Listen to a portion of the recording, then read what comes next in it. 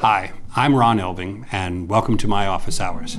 There's been a lot of international tension lately, so it seems a good time to ask the question, who's in charge of American foreign policy? Let's take the current state of affairs with Russia, for example. Just recently, the Senate passed a set of sanctions, some new, some codified for the first time in actual law, on Russia. The vote was an overwhelming 97-2. So you might ask, what difference does it make when you have that lopsided a vote in such a divided chamber? Does that really mean anything?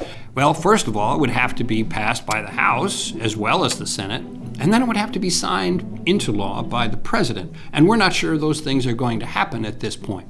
And if that seems a little unclear, that's pretty typical when you talk about foreign policy, Congress, and the presidency. It is a murky relationship, and it is that way by design.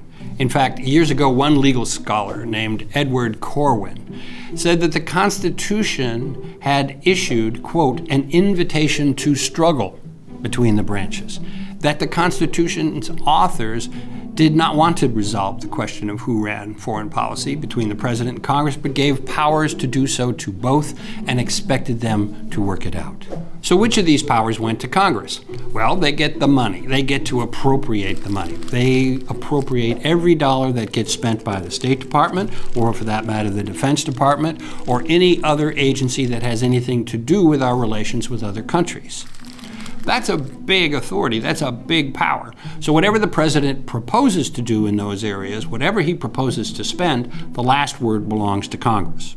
The Congress also passes what are called authorization bills that set rules and parameters and policies for the State Department and also for the Defense Department and for other agencies as well. The president chooses the Secretary of State and the Secretary of Defense and the Ambassador to the United Nations.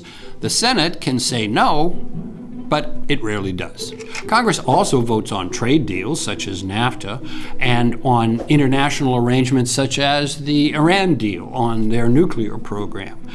But in practical terms, Congress has recently not sought confrontation on most of these kinds of arrangements, and the president has looked for ways to not have to ask Congress. So, for example, we don't call something a treaty, we call it something else, and we don't ask Congress to weigh in. So for the most part, at least in recent years, Congress has not really accepted the invitation to struggle, but that could be changing in the Trump years. At least that's how some people read that 97-2 vote in the Senate, reasserting at least some of the Senate's authority in the area of foreign policy.